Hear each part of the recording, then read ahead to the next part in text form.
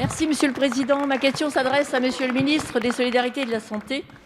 Qualifier la campagne de vaccination de laborieuse s'apparente à une aimable litote, tant la situation constatée dans tout le pays par les professionnels de santé et les Français accuse la désorganisation la plus complète et un manque criant de doses, alors que seule la vaccination massive peut mettre fin à la pandémie de Covid. Or, la France se classe à la 22e place du classement mondial des pays en termes des premières injections administrées, dans une Europe sévèrement critiquée par l'OMS, qui juge inacceptable la lenteur de son processus de vaccination.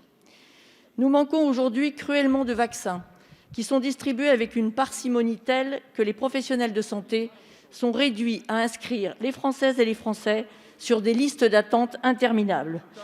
Les patients sont bien au rendez-vous, pas les vaccins. Contrairement à ce que vous affirmez, Monsieur le ministre, votre logistique vaccinale n'est pas une réussite. Non, elle ne marche pas du feu de Dieu. Tous les jours, dans les cabinets des médecins libéraux, des infirmiers, des sages-femmes, depuis peu des vétérinaires et des dentistes, dans les pharmacies d'officine, il faut expliquer aux patients qu'on ne peut pas les vacciner, tout simplement parce qu'il n'y a pas de vaccin. La réalité est implacable.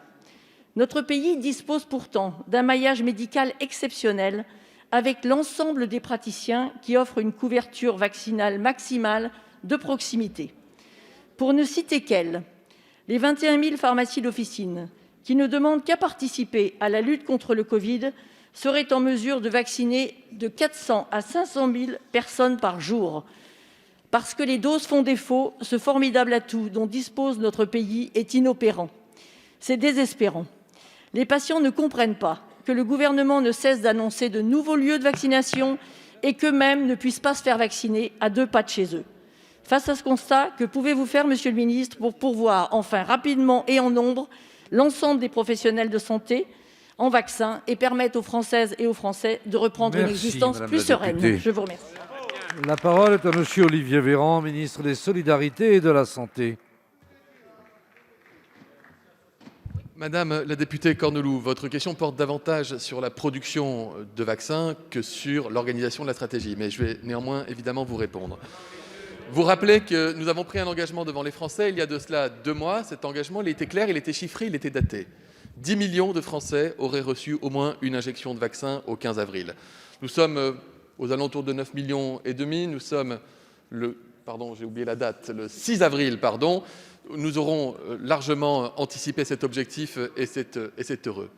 Par ailleurs, une étape importante avec le mois d'avril, puisque nous recevons 12 millions de doses de vaccins, dont 8 millions de doses de vaccin Pfizer, ce qui nous permet d'augmenter le rythme des vaccinations et qui a justifié d'augmenter à la fois le nombre de centres et les capacités de chaque centre en termes de vaccination. Vous l'avez dit vous-même, nous avons des médecins, nous avons des pharmaciens. Cette semaine, pour la première fois, les infirmières et infirmiers libéraux de ce pays vont pouvoir prescrire et injecter des vaccins AstraZeneca au domicile des personnes âgées isolées.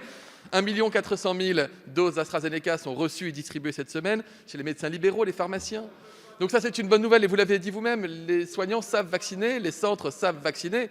Et tout l'enjeu, qui est un enjeu européen, vous l'avez dit, mais même au-delà de l'Europe d'ailleurs, qui est un enjeu pour le monde, c'est que la production de vaccins s'accélère pour que nous puissions avoir des livraisons plus importantes. Et à mesure que nous recevons des vaccins, nous protégeons les Français. Les objectifs sont clairs.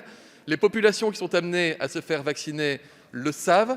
Et nous allons, en plus, à la demande du Président de la République, nous contactons individuellement chaque personne âgée de 75 ans et plus, chez elle, qui n'aurait pas pu trouver de rendez-vous parce que c'était difficile par le téléphone ou par Internet, ou parce qu'au bout d'un moment, n'ayant pas trouvé de créneau, ces personnes ont renoncé. Nous allons les chercher pour leur proposer des rendez-vous. Nous avons vacciné plus de 92% des personnes âgées en EHPAD, plus de 60% des personnes âgées de 75 ans et plus de 60% des personnes âgées de 55 ans et plus avec comorbidité. La vaccination, elle a été ciblée depuis le début vers les plus fragiles et elle continuera et elle va monter crescendo à mesure que les livraisons seront crescendo.